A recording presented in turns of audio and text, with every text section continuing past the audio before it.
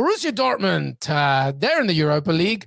They need the Europa League, just financially speaking, and they said goodbye to the Champions League with a 5-0 demolition of Turkish side Besiktas.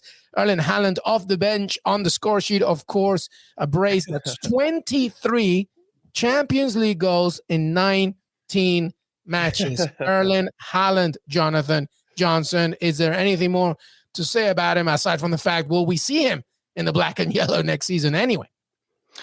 Yeah, I mean, we were debating it with Derek on the show just yesterday. I'm really curious to see how it plays out, and I think Dortmund have a really good opportunity now in the Europa League to be able to make up for basically just not turning up in this Champions League group until it was too late. I was saying earlier, too little, too late from PSG. In terms of getting that top spot in Group A. Likewise for Dortmund here, performing this way, if they put in this kind of performance.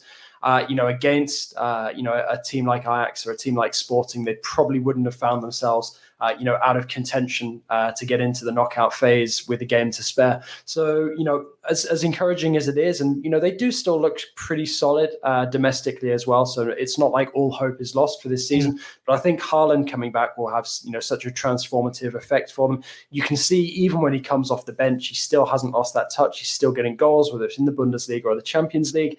And I just think that realistically, with all due respect to Dortmund, Europa League is more their level for their consistency at this moment in time. And I'd place them among the favourites, to be honest, to go and win that title.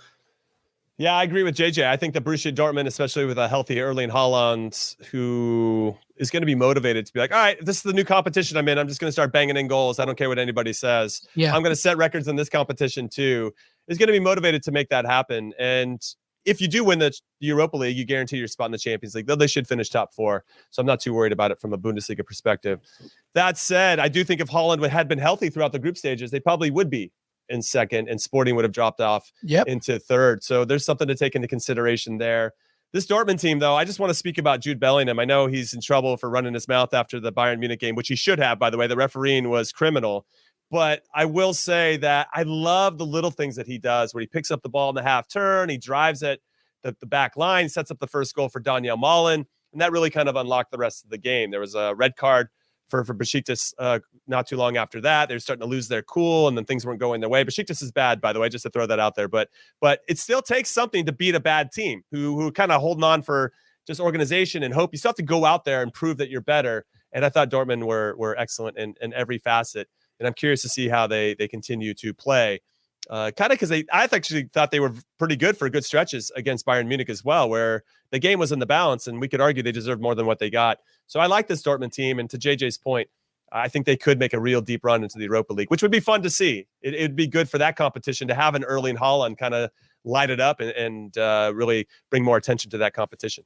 Yeah, that's until Sevilla wins it, but we'll because they're hosting it. That's why. Exactly. That's what the final is. But thank you for the comments, everybody. Yes, we know, obviously, due to the goal differential and other things, it could have gone Borussia Dortmund's way, but it is not. And Sporting, by the way, massive credit there, of course. By the way, speaking of that game against Ajax, just ridiculous. 20 goals scored in the group stages. They've won all 6 games. I believe they make a little history because them alongside, who's the other team that won every single game? It's the only time it's happened in the tournament, by the way, where 2 teams end this on a perfect score. Liverpool, I believe, right? Liverpool's the other one. Yeah, Liverpool and Ajax. The only time the tournament has had 2 perfect in the group stages. But Sebastian Haller, I mean, Ajax are just in form. But my thing is this, okay, Jimmy, my thing is this. I mean, okay, Haller 10 goals, 6 group games. I want to see what Ajax does against a better opponent. What do you make of them when they get into the knockout stages? They're a team that I wouldn't want to face. I mean, I think they've only given up 1 goal at home all season. Something crazy. I mean, they're very, very good at home. They have their identity, and with the addition of Sebastian Haller, it really gives them a proper number 9 that an Antony can run off of, that a Dusan Tadic can run off. I mean, it helps when you register him for continental competition. That's true. That's 100% true. Did they get a group that was pretty manageable? 100%, and really matched up well against everybody in the group. Besiktas doesn't even count. That's an automatic 2 wins. But Sporting Clube de Portugal, they came in on a 12-game unbeaten streak and came off beating Benfica 3-1. I mean, that's a good team, Sporting, and they know how to score goals. And Ajax was like, yeah, all right. I mean, yeah, I guess they gave up 2 today, but there's something about this Ajax team that I really like. And now that Onana's back in goal, I think that makes them a little bit more steady between the sticks, and they're not relying on the third string goalkeeper, which is how, made a mistake, I guess, against Roma last year in the Europa League that kind of unraveled Ajax in a way. They should never have lost to Roma last year. I would not want to face this Ajax team over 2 legs is probably the shortest way to say it. And you're going to be pretty bummed if you do. That said, we could get Ajax versus Inter Milan, which feels kind of unfair to both of those clubs. But that's part of what makes the Champions League so fun in the knockout rounds. I think what I really like about this Ajax side is that it feels like something we're only going to see for a very limited period of time. You've got some guys who are at the absolute peak of their game, the peak of their maturity, and the only way really now is going to be down afterwards in their career for them. It feels like it's going to be this season to give it absolutely everything, take Ajax as far as they can in Europe, dominate domestically.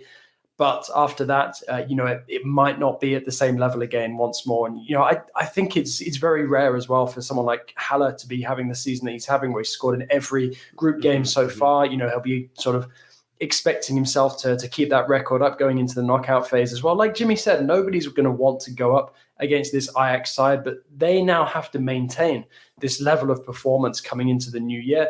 And that's also going to be a challenge when they go back to, just basically being the domestic big boys. Yeah, no, it's true. The only thing I think that I would counter with is the fact that if there's any club out there that can really just keep on going consistent-wise, just because of their philosophy, which is taught literally if you're 9 years old or if you're Tadic, it's Ajax. But to your point, they're in a very good moment right now, and they better take full advantage of it. So it'd be interesting to see who they get in the round of 16.